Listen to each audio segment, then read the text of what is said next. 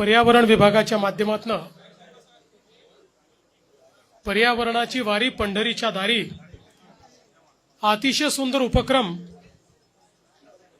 गेले अनेक वर्ष चाललेला आहे। याची सांगता आपण या ठिकाणी करतो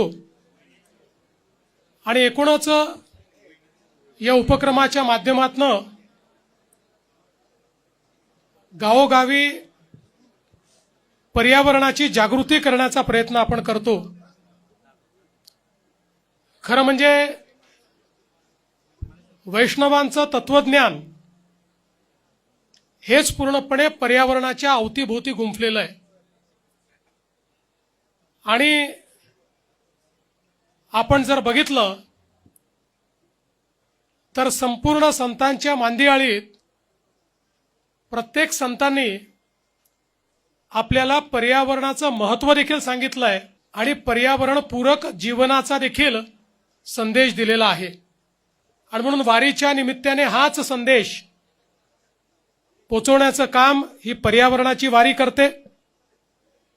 मी पर्यावरण विभागाचं, प्रदूषण नियंत्रण मंडळाचं, सर्व अधिकाऱ्यांचं मनापासून अभिनंदन करतो। आज संजय महाराज पाचपोर यांचं कीर्तन आपण ऐकलं, त्यातनं पर्यावरणाचा विचार आपण ऐकला। त्यासोबत दरवर्षी चंदाताईंचं भारूड असतं, यावेळेस संध्याताईंचं होतं।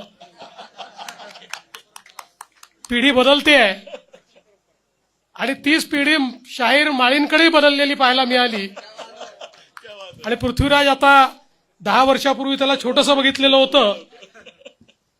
त्यामुळे त्यांनीही पोवाड्याच्या माध्यमातून आणि गोंधळाच्या माध्यमातून तोच विचार आपल्यापर्यंत पोचवला। निश्चितपणे आज जगाच्या समोरचा सगळ्यात मोठा प्रश्न जर काही असेल तर तो पर्यावरणाचा प्रश्न आहे।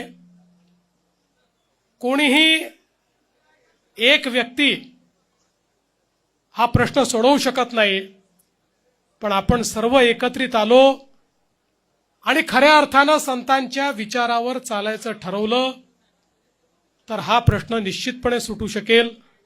आणि म्हणूनच ही जी काही परंपरा पर्यावरणाच्या वारीची पंढरीच्या दारीमध्ये आणण्याची आपण सुरू केली आहे त्याबद्दल आपल्या सर्वांचं मी मनापासून अभिनंदन करतो। संजयजी, आपण दरवर्षी अतिशय सुंदर याचं संचलन करता, त्याबद्दल आपलंही, राहुल रेखावारजी आपलंही मनापासून अभिनंदन करून मी सर्वांना शुभेच्छा देतो। रामकृष्ण हरी।